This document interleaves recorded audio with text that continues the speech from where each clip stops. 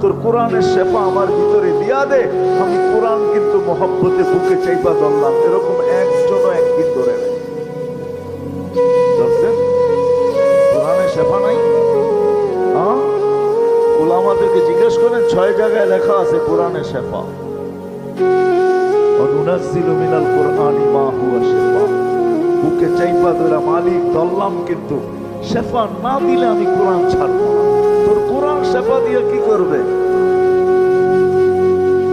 Logically যদি আমার কথা বুঝে না আসে বলেন, যুক্তি বলে, কিন্তু কোরআন বুকে লাগাইতে চায় না, চুমাও দিতে চায় না। আমি তো একটু আগেই বলে আসছিলাম এশারের পরে, হায় হায় এই মানুষকে আল্লাহ কত ভালোবাসে। এই মজমায় বেশিরভাগ লোক কোরআন পড়তে জানে না, ঠিক না? সত্য তো?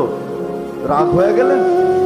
দিলে তো একটা আকাঙ্ক্ষা যে কোরআন পড়তে পারি না, কোরআন খতমের সওয়াবও পাবো না কোনোদিন।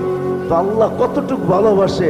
আল্লাহ বলে, তোর আকাঙ্ক্ষা আমি পুরা করব, তোর আকাঙ্ক্ষাকে আকাঙ্ক্ষা রাখবো না, তোর অনুসূচনাকে অনুসূচনা রাখবো না, এটাকে আমি দূর করব। তো সূরা ইখলাস দিছেন, তুই 3 বার পড়িস, 1 খতম কোরআনের সওয়াব তোর মিলা যাবে। আমার মনে হয় এই মানুষগুলোর দিলের দিকে চায় আল্লাহ সূরা ইখলাস দিছেন, নাইলে কোনোদিন দিতেন না।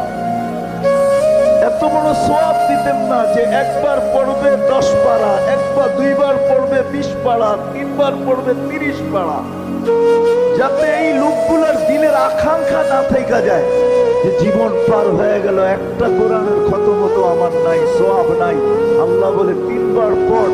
ডেলি যদি 300 বার পড়স, তাহলে 100 কোরআন খতমের সওয়াব ডেলি তোর আমল